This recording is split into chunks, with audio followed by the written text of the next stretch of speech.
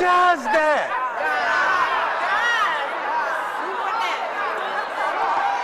I can't take credit for that.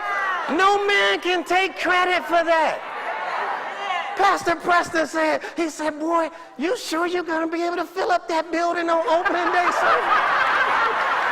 I mean, that's a legitimate question right there.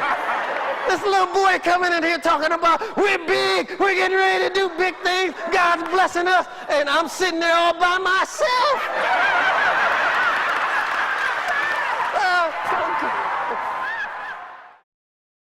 We started October 13th, 2013 at the Lassiter High School. We had no idea as to what to anticipate. We were initially preparing or looking for a facility to seat maybe about 200 or 300, but we were encouraged by our peers to look for something a little bit bigger. So during that time, Lassiter High School had a brand new performing arts facility which sat about 800 people, and so we decided, okay, we'll host it there. Let's see what happens. Lo and behold, not only did we fill out the place, but we were over capacity. I mean, it was just an amazing experience to see all the people that came out. It ended up having to have the community come out to direct traffic because we overloaded their parking area. And an outstanding message that was ministered by my husband about moving forward and just going forward in the things of God and being certain about our direction and where we're going. From there, we were encouraged to move forward because it was very successful. And we had another exploratory meeting in November, again at Lassiter High School, and that was very successful. And God just continued to just show us strongly how much He was backing us, because so many supernatural things were happening during that time. I'm at a loss for words and even trying to explain it, but it was definitely God's stamp of approval saying, go ahead and do what I've called you to do. Wow, we concluded our first 2 exploratory meetings in October and November. We didn't have a site for our 3rd exploratory meeting, and it was interesting. We received a call, and we were told to get the Cobb Energy facility, and don't worry about the cost, and if you can bring an artist as well. So that was exhilarating.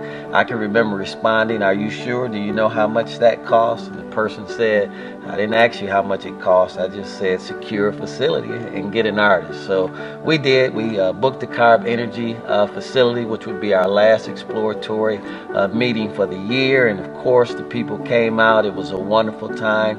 Darlene McCoy was our guest music on that day, and she did an awesome job. And I can recall just really at the end of that message, walking off the stage and just looking up in the air and sharing my heart with God that I had done all I could do, and the rest was on you, and we're trusting you. So I completely told the people by faith that we would have our first building, and at that time we had no contract, no building, no anything. We've got about 3 weeks to turn all of this around, and one of our congregants was up praying Sunday night and decided to wake up Monday morning and call 2 facilities, and then inboxed me on Facebook. Sure enough, one of them worked out, and we give God all the glory. God gave us favor. Pastor Calvin Preston, a dear friend of mine today, and just thank God for him and his willingness, and the board there and the deacons to allow us to do it. And we opened up our first service on January the 5th, 2014 at the West End Seventh-day Adventist Church. The vision is derived right from that Colossians chapter 3. We believe in connecting people to God, connecting people to family, which again, that includes their immediate family, but as well as our small groups. We believe anything that's healthy, it grows. And we think one of the best places for people to grow is within the context of small groups. We also believe that purpose is important to people. Finding out and living out their purpose is so important to them, fulfilling what it is that God placed them on the earth to do. And then finally, community is huge to us. Just really impacting our dream team and them getting involved and helping us build within the church, the 4 walls, but then taking the church outside the 4 walls and impacting the community that God has planted us in. We want to be the center of the entire community where God has planted us. And so that, in general, is the call and the vision of Linked Up Church. So wow, now we're at our permanent destination. This journey started about 3.5 years ago. We set our faith. We started with not a penny. We set our faith from day one to believe God for the resources to purchase our first building cash. And boy, did God deliver. Yes. He has come in above and beyond what we could ever imagine or dream. He's really exceeded our expectations.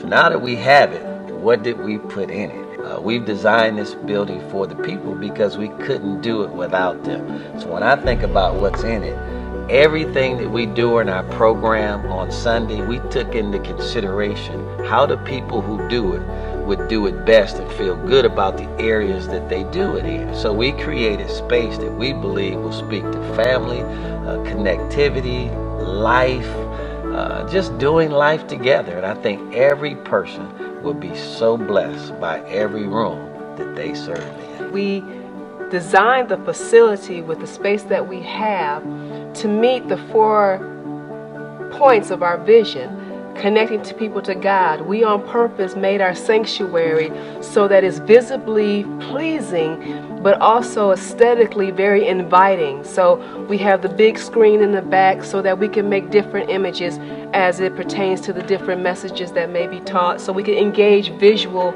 participation. Then from there, not only just connecting people to God in the main sanctuary, but I'm excited about the children's church in the nursery area, especially the nursery area, the little link land, because they're going to have their own little bitty bathrooms with the little bitty toilets, and they have their own little bunk beds, cribs that's going to be in it, and it's just going to be so much bigger and so much fun and so colorful, but yet very inviting to the children, where our heart is that the babies and the children won't want to leave. And if they have to leave, they're going to be quite upset. Kids should be excited about coming to learn more about Jesus. The youth area, they'll have their own staging area. They'll have their own area for fun and connectivity and socialization. They need some personal interaction so they can get away from those screens. Yeah, so a place that they can call their own and really get engaged in the things of God, and also with learning more about who they are and their place in society today as young Christians. And then we have a place for connecting people to family, the cafe and the social area. And we on purpose, the fellowship hall, we on purpose have areas throughout the lobby. We have a big lobby we're making plans for that's connected to the cafe area. The cafe area will be a resource center for our small groups. They'll be able to perhaps check out information for their to facilitate their small groups. But we have on-purpose pods whereby people can fellowship and have a good time and talk to each other, because we know that's what people love to do, and further connect with family, church family. And then number 3, connecting people to purpose. We have 5 or 6 classrooms in the back. 5 classrooms in the back that are large enough to actually be, and the plan is right now to make them technologically savvy enough so that we can really be able to effectively teach and get across information. They could use those classrooms for small group meetings, but just connecting people to purpose, which is a very big thrust in who we are, because we want people to walk in the fullness of what they're called to do on the earth. And then last, connecting people to community or the Dream Team area. We have a Dream Team station that will have their own little kitchenette. Don't tell them too much about Dream Team Central yet. That's a place where it'll be their own. Talk a little bit more about that. Talk or not talk. Talk or not talk. But the Dream Team Central area, they'll have their own locker space. Don't tell them too much. Don't tell them too much. Don't tell them too much. But it'll be nice. It's going to be nice, and you're going to like it. We want them to go home. So we want them to go home. We don't want Dream Team. We don't want y'all asking us for cots to stay there. But it's going to be nice. It's going to be a nice area. We thought about you, Dream Team. Yes, because we appreciate you. Couldn't be who we are without you. We believe this is just a replica, the beginning of what will be. So we just want to give you all a glimpse of what's to come, because if this is the first building, can you imagine as we continue to develop and grow and fulfill what God's called us to do, what the future looks like?